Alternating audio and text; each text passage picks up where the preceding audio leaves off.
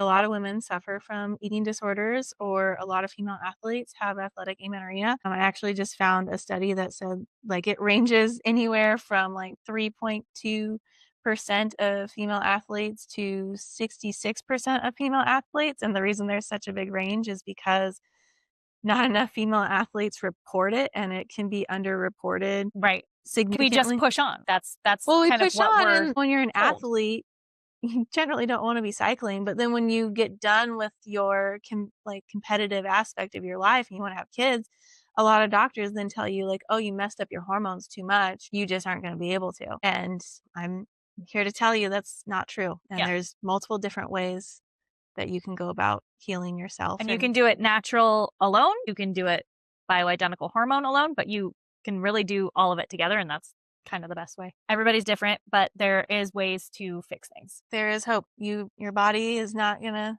be broken forever. In most cases, you can heal. Do you feel like your hormones have turned against you? Trust us, you're not alone.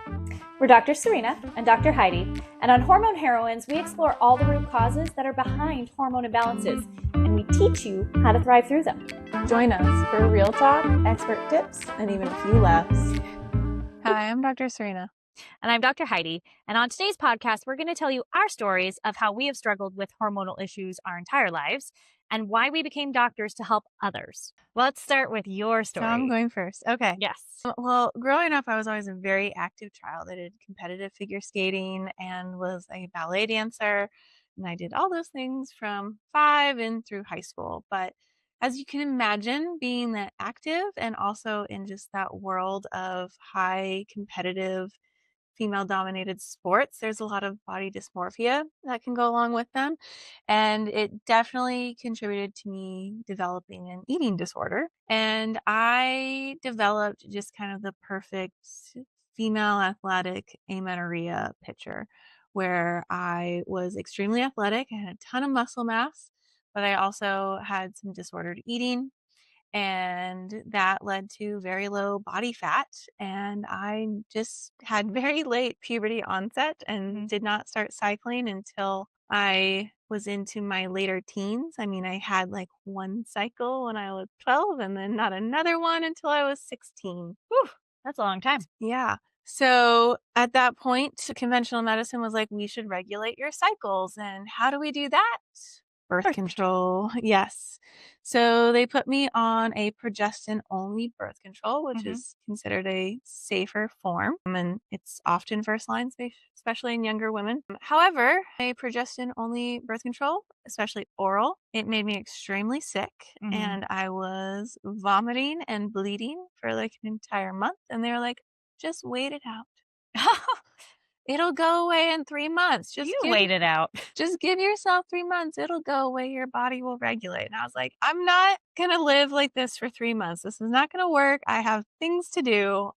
Obviously, I was still a competitive figure skater and doing ballet at this time. I was like, I can't just be bleeding and vomiting for a month. Yeah. I don't think any of us. Yeah. Or going to do that. Or going to school that way. Yeah. So it was very horrible advice. Just wait it out.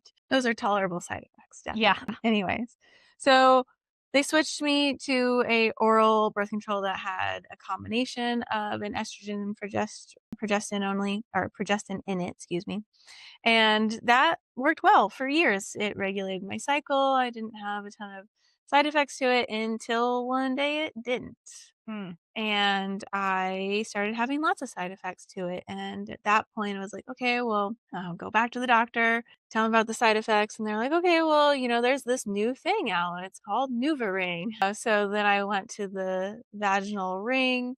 And that, again, at first worked very well, was regulating my cycles. And, as far as regulating your cycles go, because technically when you're on birth control, you don't truly have a cycle because it's causing you to not ovulate. But when I wouldn't skip it, I would have a bleed, and everyone thought everything was fine. However, I feel like doctors in general did a really big disservice to me because it was never even addressed or even considered that like disordered eating or the low body fat could be an issue. Because I had a ton of muscle mass, so I didn't look anorexic. So if they were going by your BMI, which I don't really like. Yeah. because you had so much muscle, Yep. you were perfectly fine in weight, and so your BMI was fine. Yeah, so I never got flagged for like, oh, you don't have enough body fat to have a cycle, Right. even though that was the real issue. Whether it was a combination of like the disordered eating, but also the like being athletic. Because I mean, I didn't develop the disordered eating until I got older, but I didn't start like at 12. I didn't have disordered eating. Yeah. But I had a cycle and then didn't have another cycle until I was 16. And during that time, yes, I developed disordered eating, but I clearly had just too But you low. were just muscular and constantly moving. Yes, I just wasn't consuming enough calories to have a cycle. But really why I bring a strong point to that is because doctors miss this a lot. And I feel like it's very common to miss it because everyone's so focused on BMI.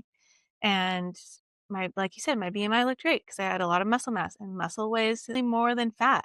And if that's all you're looking at, then you're not going to catch the real issue. So to be clear, a pound is a pound, but a pound of muscle is this big and a pound of fat is like this big. So generally speaking, when we say muscle weighs more than fat, it's the same poundage is a lot smaller for muscle. So she was very, very fit, but because she had so much of the muscle, it looked like her BMI was fine. Yeah. Muscle is just a lot denser. So therefore it weighs more per square inch. Yes. There you go. Yeah. But also, like, if you would look at me, like, you know, doctors weren't doing full grade exams and I was very muscular. So like my legs weren't very thin, especially being a dancer and figure skating. Like you got a booty. Like it's just, it's part of it comes with it because you build your quads and your glutes all day long as you're skating. But like my upper body was like, you could see every single rib. Like it was extremely thin. But they never looked at that. Yeah, they never looked at that. So you could have caught it. Like if you were doing a full exam and not just looking at BMI and not just like, you know, here's the numbers. Okay, check the boxes. Well, it's not that. Let's move on. If you were doing like a full functional approach, it would have been caught a lot sooner. Right. And I think that would have really helped me because this affected my hormones way after I stopped figure skating and stopped being a competitive athlete. So to come back to where we were with the NuvaRing and also just putting me on birth control for like a decade did not help my own body regulate its hormones at all. So when I was on the NuvaRing, eventually I started having like intense vaginal pain. Like I was like vaginitis, but I didn't have BV or yeast infection or like anything like that where it's like, oh, it's an infection because it's throwing off your microflora. It wasn't that. I just was having vaginal pain. Like stabbing pain or like, so, you know, preface at this point, I'm married. I've been married for years and I started having pain with sex. And it was like stitching, tearing pain. And the only thing that I can describe it as is like atrophic vaginitis because it just felt like my skin was tearing.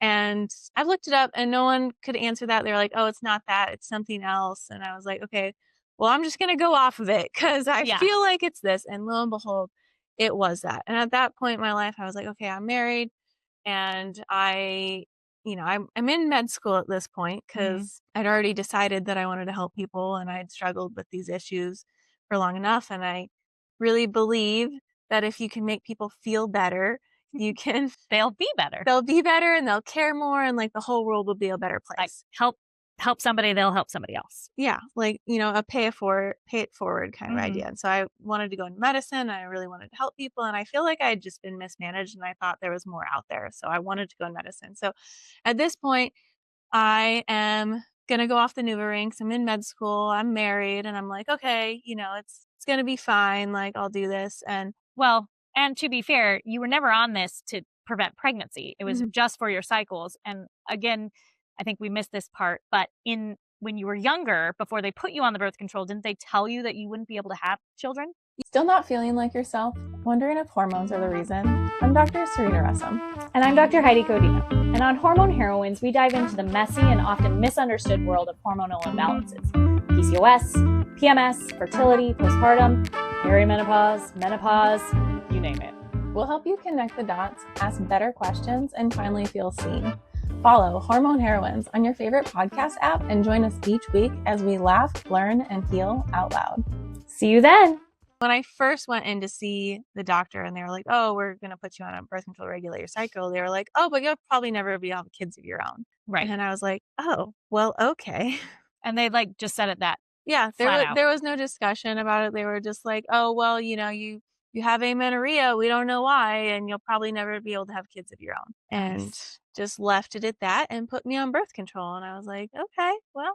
And the only reason I bring that up is because, like you said, you're married and you're in med school. Like, that's not the prime time to get pregnant. No, I So wasn't like, it's not like she was trying to get pregnant in med school, because that would be kind of crazy. Yeah, no, I wasn't like at the point where I'm like ready to try to have a baby. I was just like, okay, well, I've been on birth control forever and I keep ending up with side effects. Like, it works for a while and I keep ending up with side effects. And I just figured, like, well, I probably can't have kids anyways. And I'm married now. So if it did happen, like, Oh well. Mm-hmm. Miracles.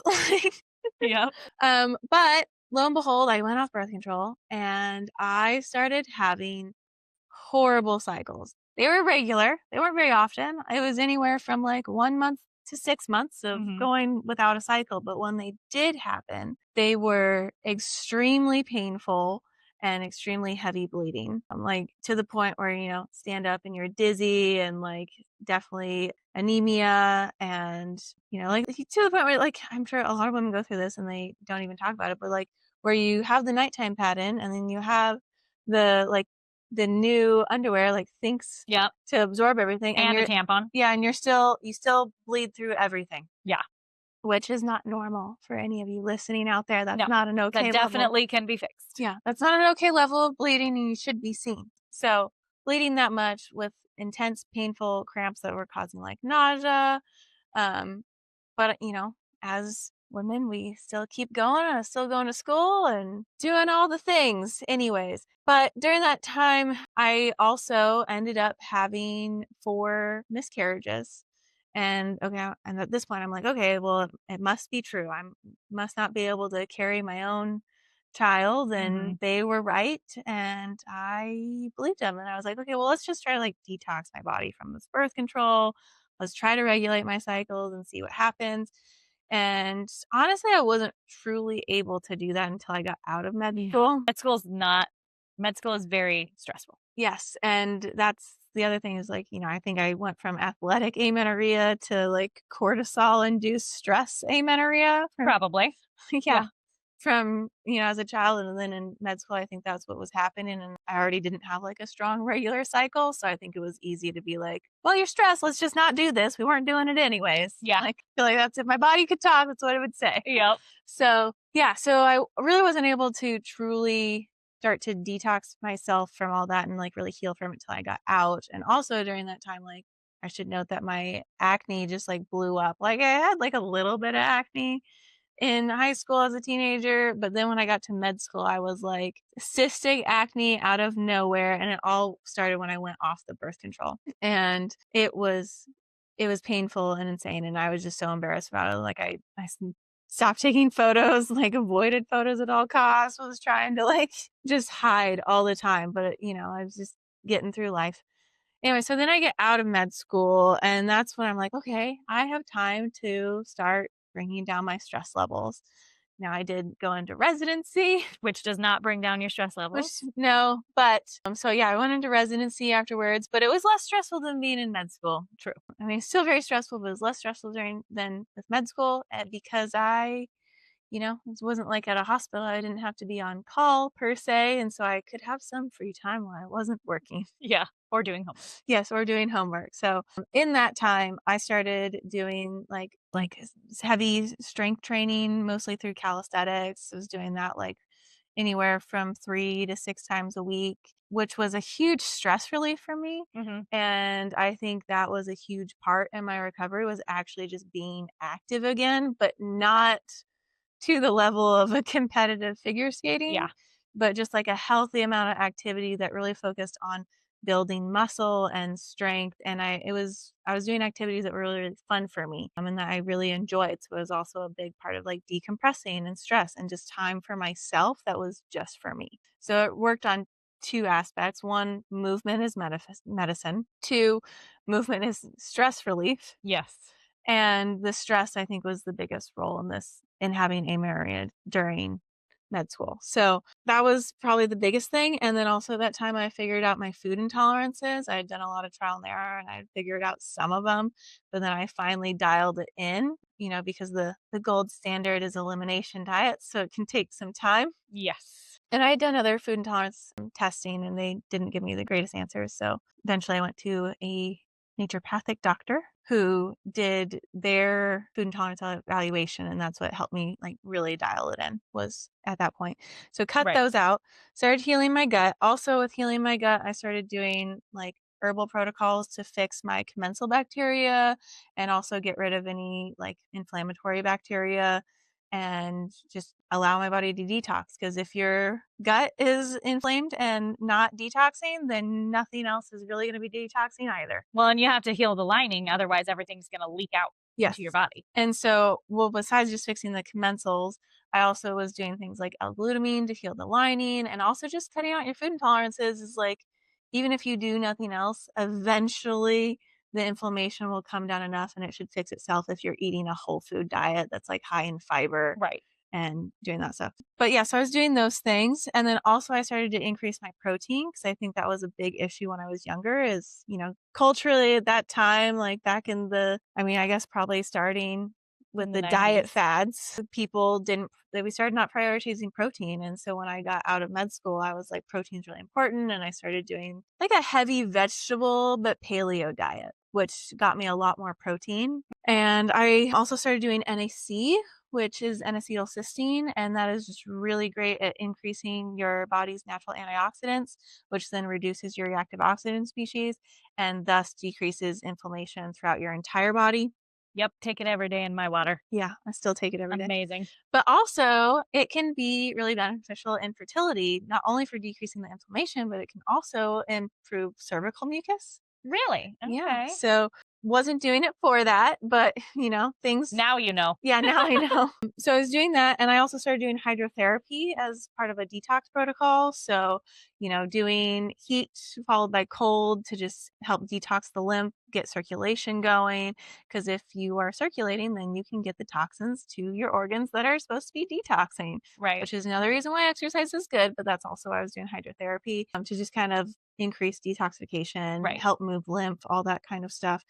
And then on top of it, I was doing herbal protocols to support natural hormone production. Going back to how stress is so impactful is that stress can really throw off your estrogen progesterone ratios. And when you have amenorrhea, why my cycle were probably so terrible is because I was in an estrogen dominant phase. Even though I didn't have a ton of estrogen. Right, because you didn't have very many. Yeah. Very much hormones in the first place. In the first place, yeah. But I still had no progesterone. So I was still in estrogen dominance, which explains the acne and all of that stuff as well. I mean, besides the severe bleeding, besides the gut inflammation, which definitely contributed to the acne, but also the severe bleeding, the acne, and the just super painful periods was estrogen dominance picture. And even though I had low estrogen, I had no progesterone because stress, although it impacts both, impacts progesterone even more severely. And so I was in the estrogen dominant picture.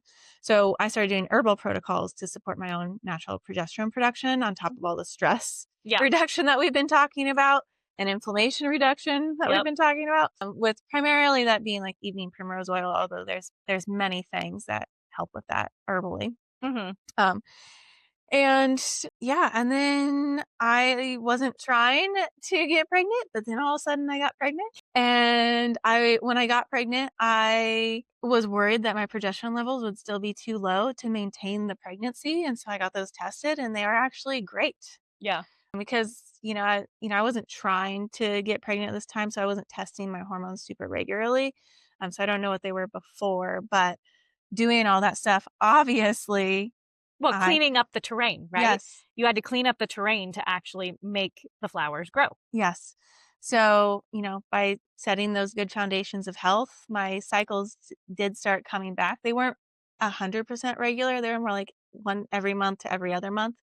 But I ended up getting pregnant anyways. So obviously you ovulated. Yes, I did ovulate. And it stuck. And I had healed the terrain enough to where even with pregnancy, which has a pretty high progesterone demand in the first trimester, I didn't need to take any hormones at that time.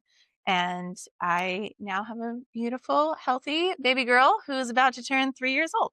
Yep, she's pretty cute. Yeah, she's a little firecracker, and I like to say that she was too stubborn to not stay. Yeah, I mean, I could see that. I could definitely see that with her.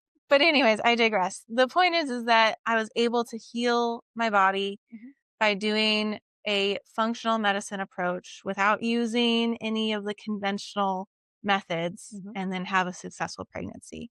However, I do want to stress how hard the stress reduction piece can be for women because you don't always have control over your life. Yeah. And, then you may need the conventional aspect of it, which takes me to the next part of my story of, after I had my first, we wanted to try and have a second. And when we were ready to start trying, we did. Luckily, I got pregnant very quickly at that point, but it did lead to a miscarriage that almost killed me. Yep. Because when I started to have the miscarriage, I started bleeding intensely. And was stubborn and pushed it off as long as she could. I just didn't want to go to the hospital and be told, you're fine, go home. I didn't want to be told and be like, oh, let's hook you up to an IV and then like go home. I was like, I can hook myself up to an IV in my own house. Yeah. Benefits of being a doctor. And anyways, so I pushed it off because I only wanted to go if I truly needed to get a DNC. Right. And I waited until I definitely knew I would need one. Yeah. Yes. Against medical advice. Against my medical advice, by the way. I did tell her to go to the hospital a lot sooner than she went. Yes. Luckily, everything went fine. It was definitely a very serious situation. She was this close to a blood transfusion. Yeah. I didn't have to have one. They took care of they did the DNC. It was an emergency procedure. They got me in there, got it taken care of. And then afterwards I was, not going to die. Yeah. Can't say I was fine. Felt like it. Can't say I was fine, yeah. But I wasn't going to die. At that moment. Yes, at that moment. So I went home that night, actually, because they were like, you can stay. And I was like, I'm not staying in a hospital. I want to go home. Yeah. I'm a great patient, let me tell you. Yeah, doctors are the worst patients, just so you know. Anyway, so I go home, and then obviously we need to start rebuilding. And so this time we have started our business. And you are my primary doctor at this point. And so we start working on a plan to rebuild. And first of all, it's just like fluid repletion, iron repletion, trying to get your blood back up and get stable that way. So we did that for a while. And then, like I said, at this point, we had started a practice. And which is stressful. Yeah, it's just the two of us, and we were running ourselves, and we were trying to grow. I think actually at this time we had started 2 practices. Yeah, we had. Yeah, we had 2 practices. Yeah, so it's a little bit more stressful than residency was for me, which I guess some people. It's more stressful, but it's like it's different stress. It's different stress because it's our own stress. Yeah. So yeah, it's more enjoyable stress, but either way, stress is still stress, and it's still cortisol messing with your hormones. So this time around was doing all the same things for my body, but I couldn't do the same level of stress reduction. And also now I have a toddler, so I wasn't able to work out as much as I was before. I'm still eating healthy, still doing my supplement protocols, but still keeping away from your food intolerances. Yeah, still doing all of those things. But, missing the workouts and the me time while running 2 businesses, I just ended up needing to do the progesterone, the bioidentical hormone replacement therapy progesterone this time around. Which is great. It's not anything to be ashamed of, or that some people just need it. Some people need more help than others. Yeah. Well, that's really why I tell this story, is to show that, like, yes, I was able to do it naturally, but then when I was in a different place in my life and I had less control over how I could spend my time, then I needed the medication. And that's totally fine. And it's still bioidentical. It's still the exact same hormone that my body makes. So it didn't come with wasn't making wasn't making enough. It was making some. Yeah. So it didn't come with any side effects, and it helped regulate my cycles. And now I am 18 weeks pregnant. Which you can't see right now, but she's got a cute, tiny little belly. So that's my story. It gives you both sides of, yes, you can do it naturally, and sometimes you still need a little bit more help with the with the pharmaceuticals. But either way, there's healthier ways to do it than just the standard go on birth control and eat healthier. Sometimes it's just not that I don't simple. even feel like they say eat healthier unless you have like a PCOS picture, honestly, or if you're like severely obese or something. Well, they might say eat the Mediterranean diet. Maybe, but I don't know. I didn't get any of that when I was younger. Yeah. Well, and I would argue that Mediterranean diet would not do well for me because I'm dairy intolerant. Yeah. So, and that would cause lots of inflammation because they do eat dairy in that diet. So yeah, you could substitute things. Yeah, and I do still eat like a Mediterranean diet, but also a whole foods diet. Yeah. Yeah. I'm not picky on what you call the diet as long as you're eating lots of fiber and plants, getting good amounts of protein, and avoiding your food intolerances and getting healthy fats, like within good ratios of all those things. So I'm not picky on what it is, but that's my story. And I like I said, I share that to give you both sides and the two different methods that you can go about treating issues like that and helping your cycle regulate after being told that you may never be able to have kids again because you either, aren't eating right or your body just doesn't do it. Yeah, or your body just doesn't do it. But I think a lot of women suffer from eating disorders, or a lot of female athletes have athletic amenorrhea. I actually just found a study that said like it ranges anywhere from like 3.2% of female athletes to 66% of female athletes. And the reason there's such a big range is because not enough female athletes report it, and it can be underreported. Right.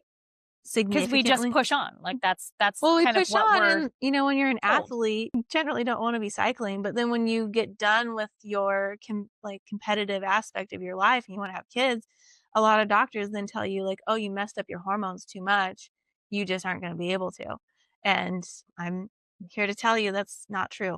And there's multiple different ways that you can go about healing yourself. And you can do it natural alone. You can do it bioidentical hormone alone, but you can really do all of it together, and that's kind of the best way. Yeah. So everybody's different, but there is ways to fix things. Yep, there is hope. Your body is not gonna be broken forever. In most cases, you can heal. Yep. All right, Heidi, your turn. Okay, so my journey kind of started when I was a teenager. And I had PMD. For those of you who don't know, it's premenstrual dysphoric disorder. So it's definitely an estrogen dominant picture where it's severe heavy bleeding. I had passed out a few times at high school where they had to take me in an ambulance to the hospital. And it was literally because I was bleeding out so bad and I was so anemic that I passed out. I don't think I ever had a transfusion, and I don't think I ever got iron. I don't even remember taking iron supplements, which is kind of crazy because like that would be the first thing we would do. Yeah. What's a testament to say how far medicine has come? Yes. I was born in the late 70s. So the other part of PMDD is severe mood swings. When your estrogen and your progesterone dip right before your period, it can cause extreme ups and downs. And so it was very disruptive, but you just go on and there's nothing you can do about it. I was told to go on birth control, which I did. It was oral birth control. I didn't have a progestin only option at that point because I don't think it had come out at that point, honestly. I didn't have any side effects from it, really. It was perfectly fine. I, took all of my pills. I never took the green pills because I was like, that's stupid. They're just sugar. I don't need to take them. And I was perfectly fine while I was on it. I went off of it when I was 21 because I started having really bad side effects. I started bleeding in between periods. My breasts would get really, really, really tender and then would stay larger and would not go back down. I had massive migraines that kept coming on, and it was consistent with the cycle. So I went off of it, and I was with my first partner, and he was supposedly sterile. So I was like, no big deal, whatever, it's fine. 2 years later, I ended up getting pregnant with my gorgeous 23-year-old who is engaged and getting married this year. Very excited. But I got pregnant with her, had horrible, horrible hyperemesis gravidarum. For those of you who don't know what that is basically vomiting all day long for the entire pregnancy I was. So I actually met my current husband at my job, and he worked at the place where I worked when I was pregnant, and he actually would be the one to empty my garbage can. I had a garbage can at my desk Just assigned to you. Just assigned to me for vomiting Yeah. because I couldn't take breaks because there was no such thing as accommodations back then, which I feel is just ridiculous, but whatever. I pushed through. I did it. You fought for, the next generation. I did. Yes. Yes. Now we have accommodation. I didn't even know you could be mad about it. And when I told my doctor, I had a great OB-GYN, loved him. His name was Dr. Little. He was amazing. When I told him about it, he's like, we don't know why it happens. There's nothing we can do. You just kind of got to live with it. Like now we have some treatments that we can do. Yes. But I also want to say they are still severely undertreating it because I also have hyperemesis gravidarum for all of my pregnancies that have made it past 6 weeks. Yes. And a female geneticist who had severe hyperemesis gravidarum took it upon herself to do the research. She tried to get funding, but she could not. So she has basically self-funded a ton of research into hyperemesis gravidarum, where she actually she just got on the boards, like the Reddit boards, Facebook boards of like women who have it and like how they're dealing with it. Mm-hmm.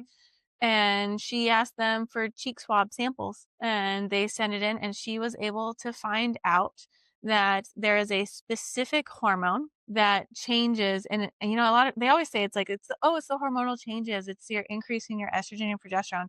It's not.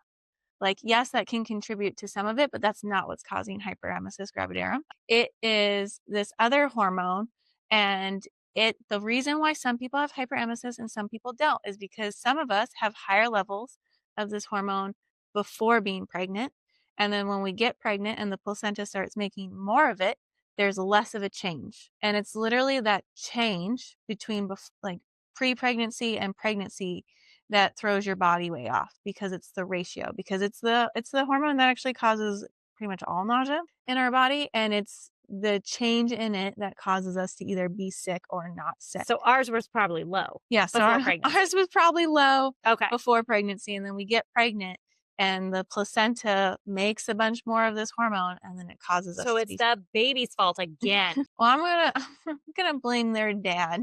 Yeah, it's the dad's fault. So it's dad's fault. It's fine. Well, I'm gonna blame them because the other research shows that it's their genes that often carry the genes that make pregnancies harder on women, because they want their babies to stick and make it, and they want their babies to take a lot of the nutrients. And so anyways, I digress. My baby's got a lot of nutrients. The point is that it is those ratio changes, and she has substantial evidence supporting this. And now she's trying to get funding for more research to show that if women who have had a history of hyperemesis gravidarum and they take some of this hormone before they get pregnant and slowly titrate their levels up, so that way when they get pregnant, it doesn't have a huge change, that hopefully it wouldn't be a shock to their system and they wouldn't get sick. Oh, that'd be nice. However, no one's been willing to fund this new research yet. So if any of you billionaires are out there, fund this research, please. Because women will pay for it. They need it. If you are having hyperemesis gravidarum, you would pay for anything to not be sick. Yeah. I will put her name and the hormone that it is in the show notes, so you guys can check it out there. Yeah. Awesome. Let's get back to your story. Okay. Anywho, I got pregnant when I was 22 and had hyperemesis gravidarum the whole time. At that time, they didn't have any knowledge of what caused it, and they didn't even have any, I wasn't given any options for treatments. Yeah. I was given the option for Zofran or Unisom, which, work well enough for me. Although Zofran comes with horrible side effects. Yeah. It's not even horrible constipation. It's not even worth it, because I'd rather throw up than be in that much pain. Yeah. But it does work for the nausea. So. Yeah. But and now we have other things too. Yeah. So there's P5P, there's pyridoxine, there's all the things that we can do. Pyridoxine, B6, 5-phosphate. And there's some other things that we do naturopathically for our patients. Those in combination usually make it so you don't have to take such a high dose of the Unisom or the Zofran, or hopefully not as often. Either way, still, sometimes all those medications, they're pretty effective for most women, but sometimes they're not effective enough. And that's why I'm really supportive of this other research. Yeah, that would be really cool to find out. So you weren't offered any of those back then? Because I don't think they knew about that back then. And you had to suffer through it. Yeah. Yeah. I mean, that's kind of life for women. Yep. So after that, after I had my daughter, she ended up coming 5 weeks early. I had her, and then I breastfed, so I didn't have a period for about a year, I think, because I breastfed for that first year. And then I started having periods again, and they weren't as bad. Like, I definitely still had the PMDD picture, but it was more almost like a PMS picture versus the PMDD. So PMS is still like the irritability and all these things and, you know, the cramps and that kind of stuff. But PMDD is just kind of like the heightened version of it. And so I kind of like, I was either at the lowest end of PMDD or maybe the highest end of PMS after giving birth. So it kind of regulated my hormones a little bit. Which happens, we should say that sometimes women who are able to get pregnant, whether they were struggling with that before or just other hormonal issues, a lot of times after you have a baby, things regulate. Sometimes they get worse though. Sometimes they get worse. Mine got a little bit better. It's fun being a woman. You never know. Yeah. You roll the dice. Yeah. And so then fast forward several years, I had a couple more kids. The last kiddo, who is my firecracker, she just turned 15 actually this week. She's your accident prone She is firecracker. my accident prone firecracker. Yes. That is a whole, that could be a whole podcast in and of itself. We should have her on. But I got pregnant with her by accident while on birth control, mind you, because apparently that's when I can get pregnant, and found out I was pregnant, got off the birth control, obviously. Had hyperemesis gravidarum with her, although I would say in the second trimester, it got a little bit better. So I was only vomiting like 5 or 6 times a day versus like 10 to 15 times a day. So maybe my body was a little more used to it. I don't know. Like I said, it's the ratio. Yeah. So she ended up coming. Well, I went into labor 10 weeks early. I went to the hospital. They tried to stop the labor for a week. They shot me full of steroids to help her lungs develop because they could not stop my labor. I wish they would. Not that I don't wish that they would have just done it sooner because she wouldn't have been ready for sure. But they did a 24-hour magnesium drip. If you've ever had that, is the most horrible thing ever. I couldn't even open my eyes because my eyes would wiggle because it relaxes all of your muscles, including your eye muscles. So for actually it was longer than 24 hours. I couldn't even open my eyes. And I was so nauseous and everything hurt. Yeah. Well, they do that to relax the uterus, so to try and stop contractions. Right. It did not work. It made mine worse. And it relaxed all the other muscles, which caused pain. Yes. Yeah. So there was a lot of pain, a lot of nausea, a lot of vomiting from that. And then they ended up doing, after a week, they ended up doing a C-section, an emergency C-section. And after she was out, the NICU team came and got her because she, was 9 weeks early at that point. And they had to help her breathe. So they put her on a breathing machine, a CPAP, and then they whisked her off to the NICU. I sent my husband with her because I didn't want my kid being alone. And I was fine. I had doctors all around me. You thought you were through the hard part. I was through the hard part. They already cut me in half and took the baby out. Yeah, sent me on my way. Exactly. So then I'm, they're like sewing me up and all these things, and the baby's taken care of, and my husband with her, and I was perfectly fine. Really, really tired. And again, I'd been in labor for a week and they were trying to stop it and all the things. Good reason to be tired. I was very tired. So I was like, you know what? I'm just going to take a nap while they do this stuff. And I fell asleep, and I was just at that point where you're about to fall asleep, but not fully asleep. And I heard the monitor just go beep. And then I don't remember anything. I just remember being asleep. Apparently I had flatlined, and apparently I'd flatlined several times. Like 8 times. 8 times. You went back and read your medical records. Yeah, I went back and read my medical records because I don't remember being told this. But I remember waking up from a really good sleep. It just felt like really good sleep to me. Your best nap ever. My best nap ever. To my husband's face, and he was crying and he was freaked out. And I, of course, proceeded to yell at him. I'm like, what are you doing here? You need to be with Izzy. Yeah. That was our baby. Because that's what you thought had happened, was something had happened to her. Yeah, because that's my first thought. And he's just like blubbering and crying. And then the nurse had to explain what happened. But they had brought me back to life. So I'm here. I'm fine. Yes. He's the miracle that sits. He still does not like talking about it. We joke because her birthday is actually my death day. Yes. So my daughter was born the day before her and late at night. And so basically I had died after midnight, which was her birthday. So it's kind of funny. But after that, when you have a C-section, let me preface this. When you have a C-section, you really need to take care of yourself because your body just went through a major surgery. It's not a minor surgery. It's not laparoscopic. You are literally cut in half and things are pulled out of you. And we should say that medical leave for having a baby is 4 weeks, but how long do you really need to recover from a cesarean minimum? At least 8 weeks. And women don't get that because we have to go back to work because it's not recognized as a major surgery, even though medically we know that's how long you should have for recovery. Right. At least, honestly. Yes. Luckily, probably more than that. We live in the Pacific Northwest, and now there is more maternity and paternity leave, but in many states, women still don't. Well, get this was that. 15 years ago. I don't think we had that. Yeah, well, definitely back then, but now, just Yeah. to say, but there are still many states where women only get the 4 weeks, even after having a cesarean, which is a major surgery. Yeah. Which anyone else who has a major surgery for anything else, you get the full time off. Yeah. And you're supposed to take care of a baby. Yeah. At the same time. But yeah. So I digress. After that, so she was in the NICU. Mind you, we had 3 other kids at home. My husband didn't get any time off, and it's not like we had money. So he had to go right back to work that next week, that next Monday. She was born on a Thursday. I died on a Friday. And then he had to go back to work on the Monday. Because he had to go back to work, his hours were not, like he couldn't fudge his hours. He had to be at work at a certain time and be gone at a certain time. So I do not recommend this, but I had to. Yeah. I drove home to get my other 3 kids ready for school, took them to school, went back to the NICU, sat with my baby that was in the incubator, would pump my breast milk so that they could put it in her feeding tube, and then go back to get them from school, take them home, get dinner ready. And then as soon as my husband got home, I would go back to the hospital and sleep on the couch in the NICU room. So I highly suggest you don't do that because it really did screw up my body after that. And I mean, all of the things did, but I still can't feel anything in my lower abs. So the cesarean scar didn't heal well because you weren't resting. Right. But also, what happened? Nothing else healed well either.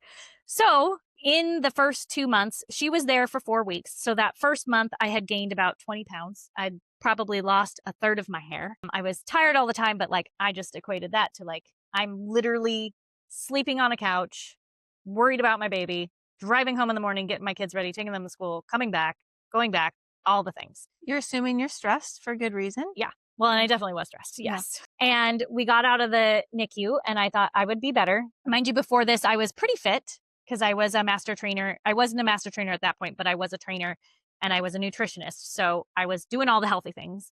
But after that, by the 2-month mark, I had been, my daughter had been home for a month and she was 2 months old now. I had gained 60 pounds and probably half of my hair had fallen out. And it's not like I had bald spots or anything. It just half of the volume had fallen out. Yeah. It had thinned a lot. I started having really weird hormonal fluctuations, which you can have in postpartum, but they were definitely different than I had ever experienced. And then my mood was horrible.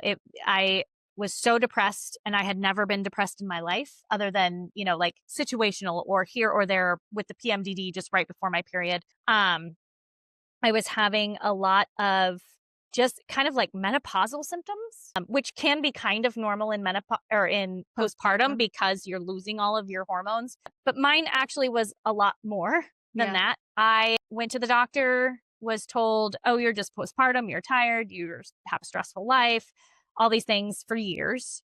I worked out, I ate right, I did everything right, and I could not lose any weight. I was still always tired. So about 4 or 5 years later, pretty sure it was like 4 or 5 years later, she was 4 or 5 when I finally found a naturopathic doctor. I'd never heard of naturopathic doctors. I didn't know what they were. But one of my friends had suggested I go see her because every conventional doctor was like, oh, it's just normal. It's just aging, whatever. I was in my early 30s. Like I wasn't that old. Yeah. They're like, you're just tired. You got kids and you're busy. Yeah. Welcome to life as a mom. I don't even think they ran things. I think they might have run my TSH, but it was at like 4. And I think the range goes to like 4.5. Yeah. So, but they never did my T3 or T4. Yeah. Well, because most of the time they run a TSH with reflex to T4 if your TSH which doesn't really help you. Yeah. Well, if your TSH is out of range, but as we would argue, that range should be way lower, more narrow for women. Yeah. But So I found a naturopathic doctor that my friend had told me to go to, and she ran a lot of tests, found out I was severely iron deficient for one, because obviously I'd bled a lot, and I was hypothyroid. And then she did some more testing and found out I was autoimmune hypothyroid. Now, she never said anything about the postpartum autoimmune thyroiditis. As far as I remember, she might have, but it is very common after giving birth, even without dying, that you have postpartum thyroiditis, and it can be an autoimmune issue. well, explain a little bit about all the different tests. Like, so TSH, T4, T3, tell Free our listeners T3, about that. free T4, total T3, total T4. So What is TSH though? Sorry, So Sarah. TSH is thyroid stimulating hormone, and that just kind of tells how your body is having to work to get your thyroid to produce these other hormones. Yeah, it's like the one your brain sends this signal, TSH, to your To your thyroid. to say, hey, make the hormones that do the work. Right. So if that's not high, they think your thyroid is fine, but that's not true all the time. So T4 is levothyroxine. It is the main thyroid hormone. Leothreonine is T3. It is produced also, but it's mostly actually converted from T4. So when your thyroid spits out T4 in the cells, it will convert into T3. So a lot of people will argue that you don't need the T3 testing, but there's a lot of things that can be wrong with your conversion factors. I would also argue that it also can point to a lot of mineral deficiencies, right, if you're not converting. Right, exactly. Which might be all you need. Right. And we've had lots of patients like that. Mine was not like that. I had autoimmune thyroiditis, and it was probably from postpartum, like just because it was never treated.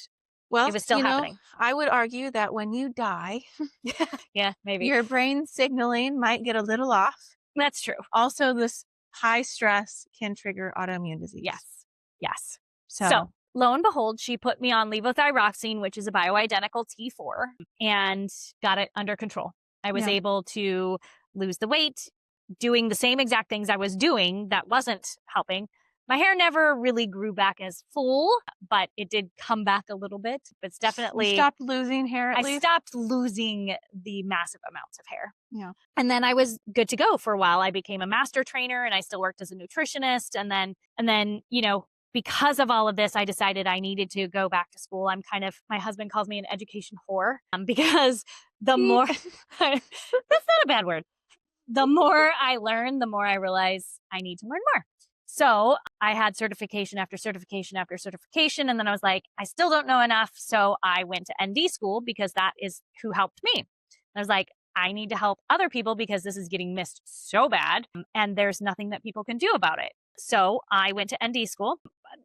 To be clear, I had a six-pack. I had six-pack abs when I went into medical school. Well, you also decided to do med school with 4 kids at home. I did, but I had six-pack abs with those 4 kids.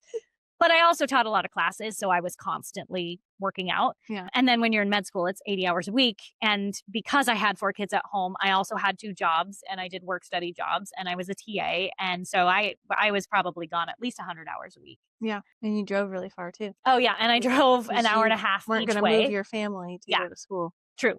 Yeah, because I had kids that were in school themselves. And so I drove an hour and a half each way because of traffic. If there was no traffic, it'd be about 45 minutes. But it's COVID Portland. hit, it was nice. When COVID hit, it was nice. There's no traffic. There was no traffic. Yeah. So I did medical school, and slowly the weight came back on. There was a ton of stress, and then graduated medical school, started working out again. Nothing really came off too much, but I also didn't have that much time to work out as much as I'd like to. And then I started a practice. I went and worked at a different clinic, but I kind of started my own practice. Like, I got my own patients, so it wasn't like patients were handed to me. And that was pretty stressful. You're trying to grind it out. Yeah, make money after graduation. Well, and I had to, because I had 4 kids I had to feed and a mortgage. So after that, the weight wasn't that bad. I wasn't like gaining too bad. I was, you were chalking it up to not being able to work out like you used to. Right. And then we decided to start our practice. Yes. And then another practice. Yes. But I think I think we figured out I was in perimenopause before our second practice. Yeah, definitely we did. But just to say, the stress kept piling on. The stress kept piling on. But so when we first found out you were in perimenopause, we were like, oh, this is probably what happened in med school. Right. This is probably where it started. I did start having some, looking back, I didn't think I had symptoms, but looking back, I did start having symptoms in med school. I had always, after my period came back, when I was on the thyroid medication, my periods were pretty regular. They were about 30 to 32 days. And they started getting farther apart. I started getting heavier periods again. And I was just tired all the time. But again, I was like gone 100 hours. You were to stress. Yeah. But I would also argue the stress probably aggravated the perimenopause symptoms, or Probably. at least maybe, I don't know if you could say send you into it earlier, but well, maybe. And I mean, maybe technically because perimenopause can start anywhere from like 35 to 45 and it lasts for 10 to 15 years. Aren't we lucky? And I was right around 40 when I think stuff started happening. Yeah, so it's reasonable to think, but I am very sure that the stress of med school made things worse. Oh, I'm sure it did. Probably progressed it faster than it should, just like we talked about with my story. Right. Cortisol levels mess with your hormone production. And cortisol is a hormone. Yes. So hormones play off of other hormones. Yes. And when our sex hormones are off, it can throw our thyroid hormones off. Like all hormones play off of each other. Yes. So yes, I'm sure it probably made it worse. But the reason, it took a little bit for us to realize it was perimenopause though, because I was having some weird symptoms that we might have learned these, but I don't think we did. We didn't learn about the cardiac symptoms. Yeah. So let's go back. You weren't having hot flashes. Your periods were a little bit more spaced out. Mm-hmm. And like, those are what people tell you in med school are the symptoms. Right. They don't talk, and they do talk about like the mood swings, but like, let's be honest. It's like irritability. Like they don't talk about them enough. They say mood swings and it's like, okay, well, what does that mean until you live through it? So really what it means is you have no more F's to give. So if something happens, you're like, I don't give an F. This is going to happen, or it's going to happen my way, or I'm just leaving. Like, you're just done. Like, there's no in between anymore. It's just, I'm not going to put up with it anymore. Which I think is good for a lot of women, honestly. Yeah. I mean, it's not that bad, but it is annoying when you can't control it. Yes. You know, it is good to speak up for yourself, but when you can't control it, it's very frustrating. I also was crying. And I don't cry. I'm not a crier. You've never been a crier. And I cry like once a year when I'm really angry and I get it all out. Or if like an animal gets hurt. But what really set it off is, okay, you're having some mood swings, but we're like, you have a history of PMDD. And I was super stressed. Yeah, there was like a bunch of things that we were thinking it could have been. And but then you started having all these cardiac symptoms. Yes. Which no one ever talks about. Yeah. And you were having heart palpitations. I was having massive palpitations to where I went to the hospital twice. Mm-hmm. Well, you made me go to the hospital twice. Yeah. You were faint too. You were like, I can work more. And I'm like, no. I almost fainted. Yeah. And Erica's like telling you on the phone. I was like, I'm fine. I'll just do it. And then she's like, no, I'm having to sit her down. I was really dizzy. Dizziness is a sign of low estrogen. Mm-hmm. And nobody talks about that. I think that's crazy. Yeah. Visual disturbances. Mm-hmm. You can have visual disturbances. Itchy ears. It's the weirdest thing. Or just itchy skin. Yeah, itchy skin, but like itchy ears. It's weird.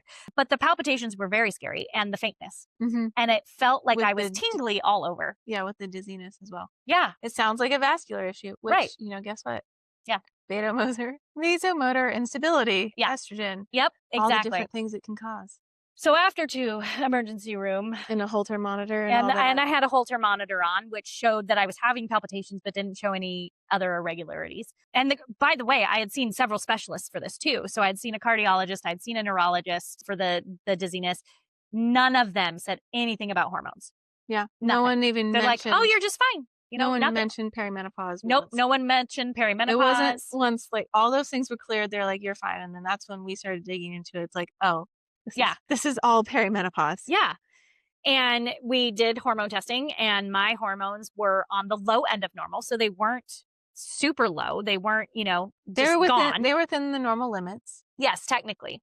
But if you're used to be in the higher range of normal limits and suddenly they drop, they still dropped and your body's in shock. Just like hyperemesis. Yeah. So that's why I was having all those symptoms. So then you put me on hormone therapy. So bioidentical hormone therapy. I wear an estradiol patch. We just went up and it feels great, by the way. Yeah. Oh, before panic attacks. I was having panic attacks. Yeah. And I'd never had panic attacks before. I'd had anxiety attacks before because I've always had anxiety my whole life, but it was way worse. And I was having panic attacks and I was having the depression again, but worse than when it was just my thyroid. We did check my thyroid too to just see if it was going wonky because Yeah. Well, of we all did the have stuff. to go up on your thyroid We did have to go up for a little bit.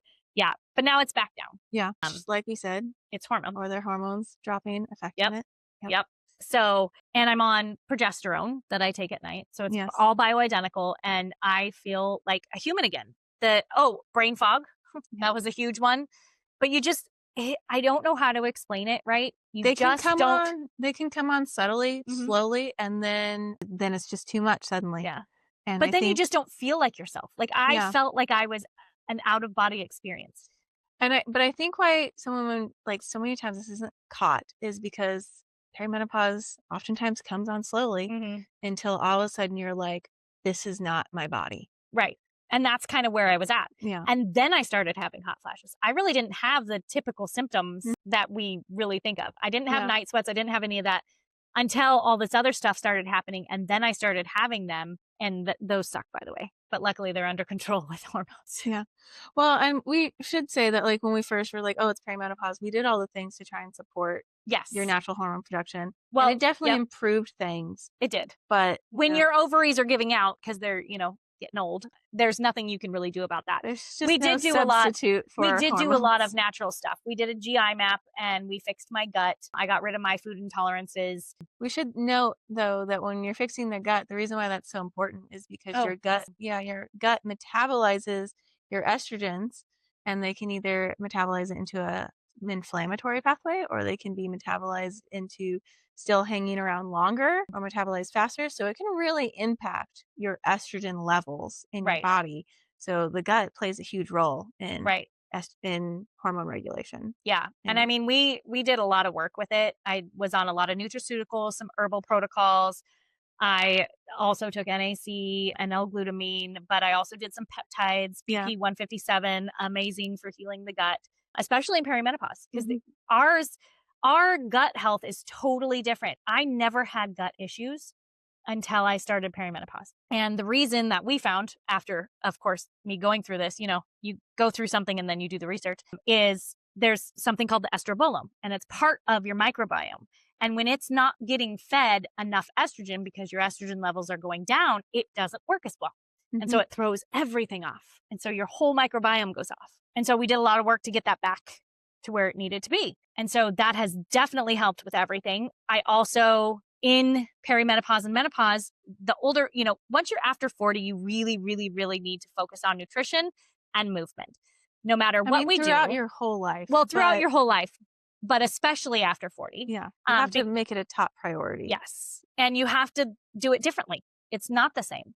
Cutting calories does not work. You have to actually feed your body so that it can build muscle, because it doesn't want to build muscle as much. There's a ton of research out there. There's a book called Unbreakable by Dr. I can't remember her name. We'll put it in the show notes. We'll put it in the show notes. It's an amazing book. I love it. I'm listening to it on tape again because I like to listen to it on tape also because it reminds me of certain parts that I love. But she talks about all of the hormones that are released when you're in perimenopause and how much less there are of certain ones. And so that's why it's so much harder to gain muscle. So you really have to change how you're doing things. You have to lift heavy. You can't do, 20 reps of 5-pounders. You have to lift really heavy. And I feel like a lot of women make this mistake where they just focus on cardio because they're like, if I do more cardio, I'll lose weight. And it's like, that's not true for anyone. It's especially not true in perimenopause and menopause. Cardio actually releases cortisol because it thinks you're literally running for your life. Yeah. So that actually is counterintuitive to losing weight. Now, not saying that cardio isn't good, but in perimenopause and menopause, really, if you want to do cardio, HIIT training is the best way to do it. So for instance, like what I do, leg day was yesterday. So what I did was I did a 20-minute HIIT workout I ran at 7.5 miles per hour, and then I would walk at 2 to calm down. And then I'd run at 7 and walk at 2. And then I would do that for, 30-second to 45-second bursts. And then I would rest for, at the 2 miles per hour walking, I would do that for about a minute and a half and I watch my heart rate to get it into certain zones. And then I'd run again and then go back down and then run again. And I do that as my warm up.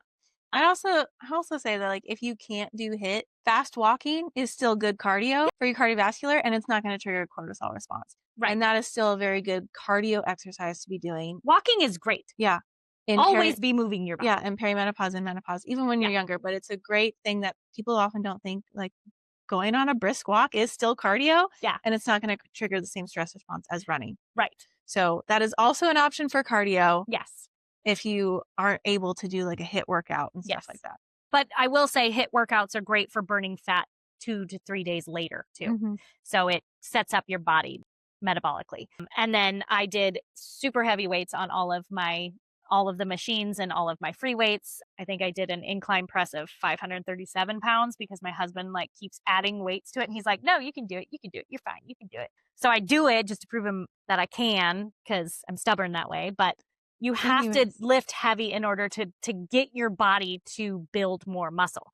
And the reason why you have to lift heavier when you are older is because you're releasing less of the hormone. And I cannot think of it right now, but she does have it in her book, The Unbreakable Body, or The Unbreakable. Again, we'll put it in the notes, that it releases when you just do regular weightlifting. But when you're older, it reduces. And so you have to lift heavier to really send the signal to get that to release. Which also, we should talk about testosterone. Yes. In perimenopause, because that's part of it. So we talked about progesterone and Mhm. estrogen and how that is super important for many different things. Yes. Symptom management, but also just for the idea of longevity, because let's be real, women go through menopause anywhere from 35 to 45. It takes about 10 years. And then our bodies were really only expected to live for about 10 years after menopause. And we live much longer now. And Yes. Hopefully. Yes. Averagely, we still live much longer than that. And our bodies age super fast in menopause because we don't have that hormonal influence. Right. And I think it's a disservice to women to not either treat perimenopause and menopause by, if you're able to do all the natural stuff and that maintains your levels, great. But if not, offering bioidentical hormone replacement therapy can be a lifesaver for many women. Well, and I will say that the reason why bioidentical hormone replacement therapy is right for most women, because there is a certain level of estrogen that needs to be in your body for you not to have osteoporosis. So generally that's about 60 to 80 is what they say, what the studies say. I like to have my people at 80 to 100 because that's where you feel good. And there is no reason not to. Really, the only contraindication is somebody with active breast cancer. And honestly, any estrogen sensitive cancer. Yes. And really, there's studies coming out that if it's vaginal estrogen, it still can help and it's not as scary. But that's a whole other thing. That'll be another podcast. That'll be another podcast, yes. But testosterone, fun fact, women have more testosterone in their bodies than estrogen. It's just measured differently. So when people will tell you, or a doctor will tell you, oh, I'm not going to test your testosterone. You're not a man. You don't need testosterone. They're full of crap, and go somewhere else. Because testosterone is in every tissue of your body also. And it does really help. And women's testosterone really tanks during perimenopause. I think mine was at 6. And I was working out, lifting heavy, and I could not build any muscle. So I ended up going on testosterone. I have a cream that I put on every morning, most mornings when I remember, but I have a little alarm now that I remember. And that has been helping a ton with building muscle. Yeah. And a ton more energy. And guess what? Libido should be for us too.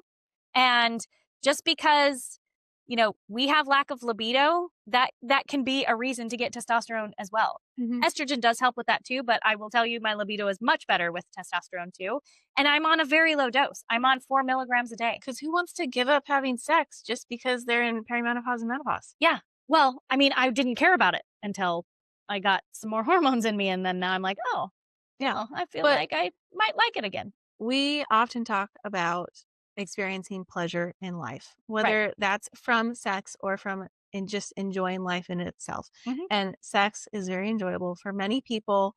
It's a great outlet for just stress, for being present in a moment where we really struggle with in our day-to-day life, especially in America, because we are super stressed and focused on other people. And to just have some time to focus on pleasure for ourselves with a partner that we are compatible with and enjoy being with. Who doesn't want that when they're older? Just because you're not interested in it because your hormones are low doesn't mean you wouldn't want to be interested in it if you Right. felt better. And I hear that all the time from our patients too, is I could care less about sex right now, but I want it. Yeah. I want to care about sex. I want it. And so that to me is a huge flag that we need to test our testosterone too. Well, I think that's Pretty much our stories. pretty much our stories. It covers a lot of different things we're going to talk more about in the future on other podcasts. But needless to say, we have struggled with hormones throughout our lives. Yep. In many different hormonal issues. Yes. And that is why we are so passionate about helping other women learn about their hormones and men, because Yes, we do men also. Because andropause sucks as well. Yeah. And it sucks for the wives too. Yeah. Or partners. Yeah. So we're passionate about hormones because we've lived it, and hormones are wonderful and also painful. Yes, when they're not in balance. And that's why we're doing this podcast, and that's why we became doctors, and why we see our patients and focus on this aspect of life, because it really reaches into every aspect of life. Yeah. And we also want to we have a lot more talks coming where we're going to conferences and educating doctors, a lot of times conventional doctors, about hormones, because they really don't get hardly any training, and it's just not enough. And we need to fix this. We spoke with the past Surgeon General in July of this year in New York at the New York Academy of Medicine. And even she was like, yeah, we need to have women doctors teaching this, because they've gone through it, and we need to get the word out there that it is a huge thing. Like, I don't understand why it's still not. It hugely impacts women's quality of life. And honestly, we take care of everyone else. Yeah. So we deserve some good quality of life too. Yep, exactly. No matter what age you are. Well, that's it for now. If this resonated with you, please share it.